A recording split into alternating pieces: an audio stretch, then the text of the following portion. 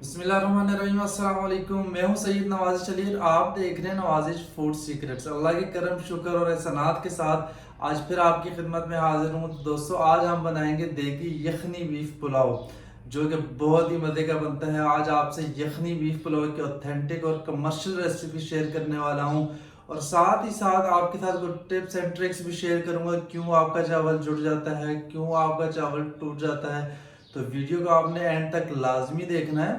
तो चलें बिना देरी के अपनी वीडियो को स्टार्ट करते हैं। बिस्मिल्लाहिर्रहमानिर्रहीम। तो मैं ले रहा हूँ बासमती राइस। मैं तकरीबन ले रहा हूँ 3 गिलास, जिसका वेट बनता है तकरीबन 750 ग्राम। सबसे मेन स्टेप जो है, आपने क्या करना है, इसको बहुत अच्छे से आपने वॉश करना है। ठीक है, कम से कम आपने 2 से 3 दफ़ा जो है इसका पानी जो है वो चेंज करना है, ताकि इसमें जितनी मिट्टी है, डस्ट है और जो चावलों का जो स्टार्च होता है, आप देख सकते हैं, ये रिमूव हो जाए। ये भी एक मेन वजह है कि जब भी आप चावल बनाते हैं तो चावल जो है आपस में जुड़ जाते हैं। इसी वजह से जुड़ते हैं क्योंकि आप इसका जो स्टार्च है वो अच्छे से रिमूव नहीं करते। तो चावलों को अच्छे से धोया करें। आप देख सकते हैं मैंने इसका 3 से 4 दफ़ा पानी चेंज किया है। अब हमने क्या करना है, हमने इसको तकरीबन आधे घंटे के लिए भिगो के रख देना है। तो मैंने लिया यहाँ पे 1 किलो गोश्त। इसमें कुछ बोनलेस भी है, कुछ हड्डियाँ भी हैं। तो हड्डियाँ शामिल करना ज़रूरी होता है, इससे इसकी यखनी जो है बहुत ही अच्छी बनती है। साथ ही मैं ऐड कर रहा हूँ हाफ़ टेबल स्पून नमक ऐड कर रहा हूँ। ठीक है, और इसमें पानी जाएगा तकरीबन 2.5 गिलास, इसमें पानी ऐड करेंगे हम। बस अब यहाँ पे इस स्टेज पे हमने मज़ीद कुछ भी ऐड नहीं करना। ठीक है, ये मैं आपको देग की रेसिपी बता रहा हूँ।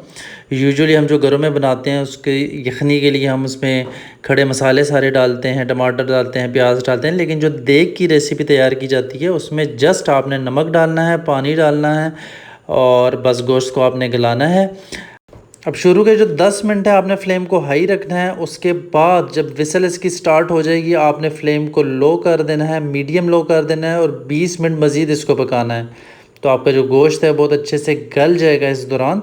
तो तकरीबन आधा घंटा आपने इसको कुकर में पकाना है। टाइमिंग मैंने आपको बता दी। शुरू के 10 मिनट जो है हाई फ्लेम, विसल जैसे ही स्टार्ट हो जाती है आपने फ्लेम को मीडियम लो कर देना है, और उसके बाद 20 मिनट मज़ीद पकाना है।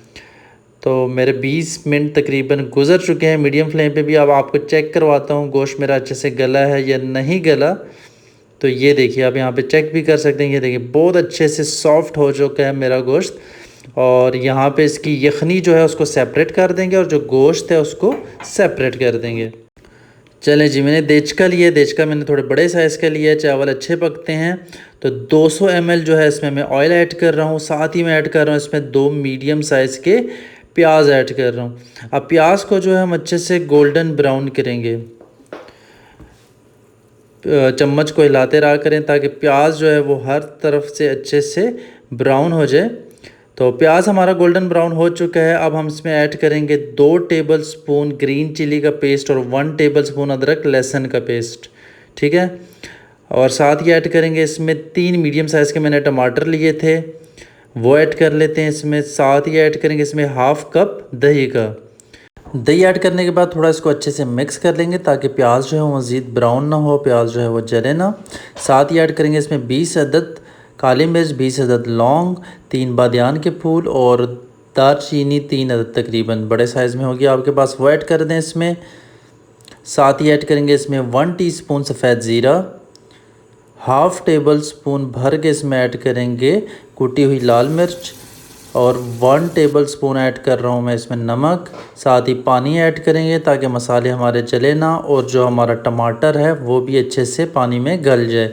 अब हमने तकरीबन 10 से 12 मिनट इसको पकाना है ताकि मसालों की अच्छे से बुनाई हो जाए। तो ये देखिए जी, मसालों की अच्छे से बुनाई हो चुकी है। ऑयल जो है वो मसालों से सेपरेट हो चुका है। अब हम इसमें ऐड करेंगे आलू बुखारा, जो कि बहुत ही अच्छा टेस्ट देते हैं पुलाव में। तकरीबन 9 से 10 अदद आपने आलू बुखारा ऐड करना है। साथ ही इसमें गोश्त भी ऐड करेंगे। अब इन मसालों की गोश्त में हमने अच्छे से भुनाई करनी है। ठीक है, मज़ीद हमने 4 से 5 मिनट और भुनाई करनी है ताकि इन मसालों का सारा जो फ्लेवर है वो इस गोश्त में आ जाए। हर स्टेप को अच्छे से फॉलो किया करें ताकि आपको बेहतरीन रिजल्ट्स मिलें।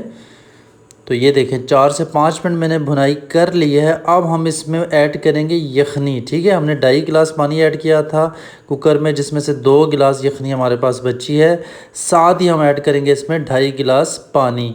تقریباً دیکھیں 3 گلاس ہم نے چاول لیے تھے تو اس حساب سے 4.5 گلاس میں پانی ایڈ کر رہا ہوں، یعنی کہ 1.5 گنا زیادہ آپ نے پانی لینا ہوتا ہے۔ جتنے آپ کے چاول ہیں گلاس، اس سے 1.5 گنا زیادہ آپ نے پانی ایڈ کرنا ہے، ٹھیک ہے؟ بہت آسان سا فارمولہ ہے، یہ آپ یاد کر لیں۔ چلیں جی، اب ایڈ کریں گے 1 ٹی اسپون خشک دھنیا ثابت، اس طرح مسل کے ایڈ کرنا ہے آپ نے ہاتھوں سے، بہت ہی اچھی خوشبو آئے گی۔ اور ساتھ ہی ایڈ کریں گے 1 ٹی اسپون سونف، وہ بھی اس طرح مسل کے ایڈ کر دیں۔ 5 سے 6 عدد آپ نے سبز مرچیں ایڈ کرنی ہے ثابت۔ چلے جی، ان کو ایک دفعہ اچھے سے مکس کر لیں، اور ابھی آپ نے اس میں چاول ایڈ نہیں کرنے، ٹھیک ہے؟ جب تک اس میں بوائل نہیں آ جائے گا آپ نے چاول ایڈ نہیں کرنے۔ اس کو کور کر لیتے ہیں 2 سے 3 منٹ کے لیے، اور جیسے اس میں بوائل آئے گا پھر ہم چاول ایڈ کریں گے۔ تو یہ لیجیے 2 سے 3 منٹ جو ہے وہ گزر چکے ہیں۔ اب اس میں ہم ایڈ کریں گے 1 ٹی اسپون گرم مسالہ، اینڈ میں ایڈ کر رہے ہیں، اس سے بہت ہی زبردست خوشبو آئے گی ہمارے پلاؤ میں۔ تو ایک دفعہ اچھے سے اس کو مکس کر لیں۔ چلیں جی، اب اس میں ایڈ کر لیتے ہیں چاولوں کو ہم نے سٹرین کر لیا تھا۔ چاول ایڈ کرنے کے بعد آپ نے ایک چیز کا دھیان رکھنا ہے، چمچ جو ہے وہ آپ نے بہت آہستہ آہستہ چلانی ہے۔ اس طرح سے دیکھیں آپ نے چمچ چلانی ہے تاکہ چاول جو ہے وہ ہمارا بالکل بھی نہ ٹوٹے، ٹھیک ہے؟ بہت دھیان سے آپ نے چمچ چلانی ہے۔ اب آپ نے چاولوں میں نمک چیک کرنا ہے یا مرچیں چیک کرنی ہے، تو اس سٹیج پہ آپ چیک کر کے نمک اور مرچیں ایڈ کر سکتے ہیں، ٹھیک ہے؟ میں نے 1 ٹیبل سپون ایڈ کیا تھا اس وقت نمک، اور اس وقت نمک جو ہے مجھے کم لگ رہا ہے۔ جسٹ آپ کو سکھانے کے لیے میں نے اس وقت 1 ٹیبل سپون نمک ایڈ کیا تھا تاکہ آپ کو سکھا سکوں۔ آپ اس سٹیج پہ نمک ایڈ کر سکتے ہیں اگر ان کیس نمک کم ہوتا ہے، ٹھیک ہے؟ تو 1/2 ٹیبل سپون مزید میں اس میں نمک ایڈ کروں گا۔ تقریباً 2 ٹیبل سپون نمک میں ایڈ کر چکا ہوں اس میں۔ 1/2 ٹیبل سپون میں نے کوکر میں ایڈ کیا تھا جب ہم اس کی یخنی بنا رہے تھے۔ 1 ٹیبل سپون میں نے مسالے بنتے ہوئے ایڈ کیا تھا، اور 1/2 ٹیبل سپون ابھی ٹوٹل 2 ٹیبل سپون میں اتنے چاولوں میں ایڈ کر رہا ہوں، ٹھیک ہے؟ اور اس سٹیج پہ آپ جب بھی نمک کو چیک کریں تو نمک ہمیشہ تھوڑا زیادہ ہونا چاہیے سٹیج پہ، تبھی جو ہے چاولوں میں اچھے سے نمک کا ٹیسٹ آئے گا۔ اب تقریباً 3 منٹ کے لیے ہم چاولوں کو کور کر دیں گے، فلیم کو ہائی رکھیں گے تاکہ اس کا جو پانی ہے وہ ڈرائی ہونا سٹارٹ ہو جائے۔ تو یہ دیکھیے جی 3 منٹ گزر چکے ہیں اور ابھی اس میں پانی ہے۔ اکثر لوگ کیا غلطی کرتے ہیں کہ اس سٹیج پہ آگے دم پہ لگا دیتے ہیں، جس کی وجہ سے ان کا جو چاول ہے وہ حلوہ بن جاتے ہیں، آپس میں جڑ جاتے ہیں۔ تو یہ غلطی آپ نے کبھی بھی نہیں کرنی۔ فلیم کو ہائی رکھیں، اس کا جو پانی ہے اس کو آپ خشک کریں، اور خشک کرنے سے پہلے مزید پانی آپ نے اس کے چمچ کو جو ہے وہ اچھے سے ہلکے ہاتھوں سے ہلانا ہے، ٹھیک ہے؟ بہت ہلکے ہاتھوں سے آپ نے مکس کرنا ہے، چاول جو ہے وہ ٹوٹنا نہیں چاہیے۔ تو چلیں اس کے پانی کو ڈرائی کرتے ہیں۔ پانی جو ہے وہ اچھے سے خشک ہو چکا ہے، اب ہم لگائیں گے دم پہ۔ دم پہ لگانے کے لیے ہمیں چاہیے ہوگا ایک کپڑے کا یوز کیا کریں، اس سے جو ہے بہت اچھا دم لگتا ہے چاولوں کو۔ تو اب ہم اس کو کور کر دیں گے۔ چلیں جی، اپنے دیچکے کے نیچے ہم ایک توا رکھ دیں گے، اور ہم فلیم کو بالکل لو کر دیں گے، اور تقریباً 15 منٹ تک کے لیے ہم اس کو دم پہ رکھیں گے۔ تو 15 منٹ گزر چکے ہیں، اور ماشاءاللہ وہی خوشبو آ رہی ہے جو اکثر آپ شادیوں پہ پلاؤ کھاتے ہیں، دیگی پلاؤ کی جو خوشبو ہوتی ہے وہی خوشبو آ رہی ہے۔ تو آپ دیکھ سکتے ہیں ہر دانہ جو ہے وہ کتنا نکھرا نکھرا بنا ہے، نہ ہمارا چاول ٹوٹا ہے نہ ہمارا چاول آپس میں جڑا ہے۔ تو آپ بھی اگر ان سب سٹیپس کو اچھے سے فالو کریں گے تو بہت ہی زبردست بیف پلاؤ، دیگی بیف پلاؤ جو ہے آپ کا ریڈی ہوگا۔ آپ اس ریسیپی کو ضرور ٹرائی کیجیے گا۔ اگر آپ کو دیگی بیف پلاؤ پسند ہے تو آپ گھر پہ بھی ایزیلی اس کو بنا سکتے ہیں۔ اگر آپ کو یہ ریسیپی پسند آئی تو اپنے فرینڈز اور فیملی کے ساتھ ضرور شیئر کیجیے گا، اور چینل کو ضرور سبسکرائب کر دیا کریں جناب، یہ آپ کی طرف سے انعام ہوتا ہے۔ بہت موٹیویشن ملتی ہے جب بھی آپ چینل کو سبسکرائب کرتے ہیں۔